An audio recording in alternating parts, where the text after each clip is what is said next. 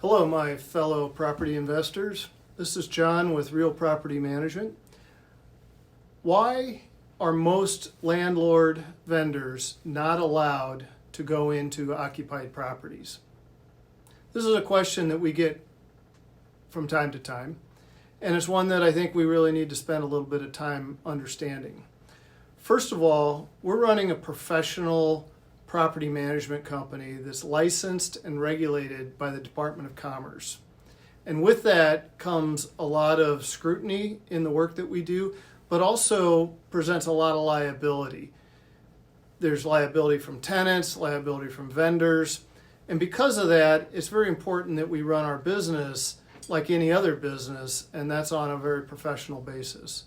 If you took your car into the auto shop, the mechanic there wouldn't let you bring in your own parts and your own people to work on it.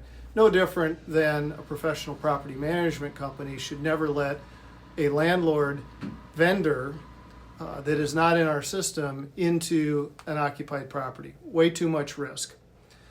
Not beyond the risk, but there's also the communication challenges. Landlords that want to have their vendor come in, they don't communicate well with us. Usually that communication is done through the landlord. We don't a lot of times get the proper notice. We have vendors that show up unannounced. We have tenants that call and complain that a vendor was there without their knowledge, or that they entered their property without the proper notice.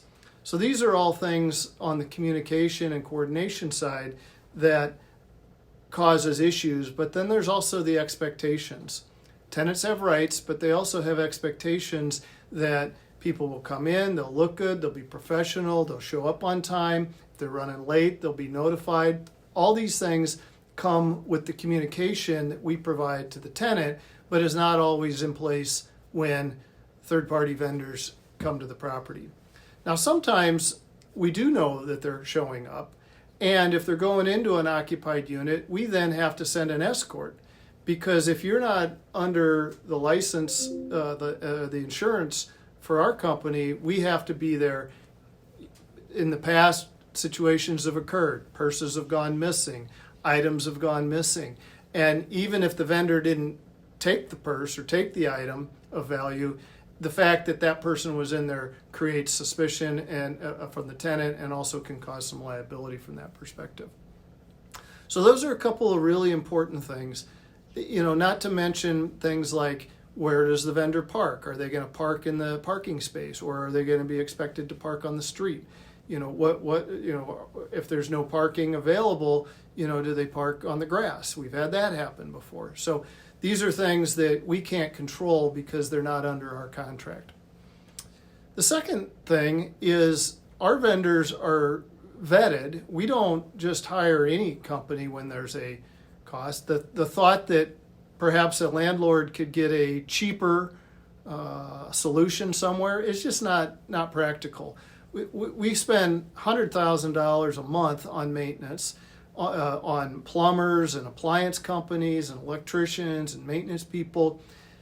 It's very unlikely that somebody's going to find a less expensive option that also has the quality and the performance that we need for these properties. Our promise to the landlord is that we're going to deliver the property back to them at the end of our relationship in as good, or in many cases better, condition than we took it. And we can't do that if we don't have control over the quality of those. And sometimes price just doesn't make the most sense. There's a lot of inexpensive providers out there that just do a poor job. And not to mention emergencies and other things. We've got to have these things in and out quick. If a tenant called and said they're out of hot water this morning, it is very likely that I'll have that hot water heater replaced by the end of the day. If there's a refrigerator failure, we'll have a refrigerator in there the next day, the very next day. These things, there's new laws now. 2024 went into place with tenants' rights. Also, hot water, refrigerators, air conditioning. These are all considered emergencies and have to be dealt with immediately. We don't have time to work with third-party vendors and figure out what the next move is there. Okay, finally, if we do have to go in and escort a vendor to a property, that costs money because you're paying for our time to go in and solve that problem with a third-party vendor. Many times those vendors take 2 or 3 trips to get done what we could have done in one trip. Big box appliance companies use third-party delivery companies. They use third-party installers. Many times the product shows up, but nobody's there to install it. They don't have the plumbing license to hook up the gas or to hook up the ice maker.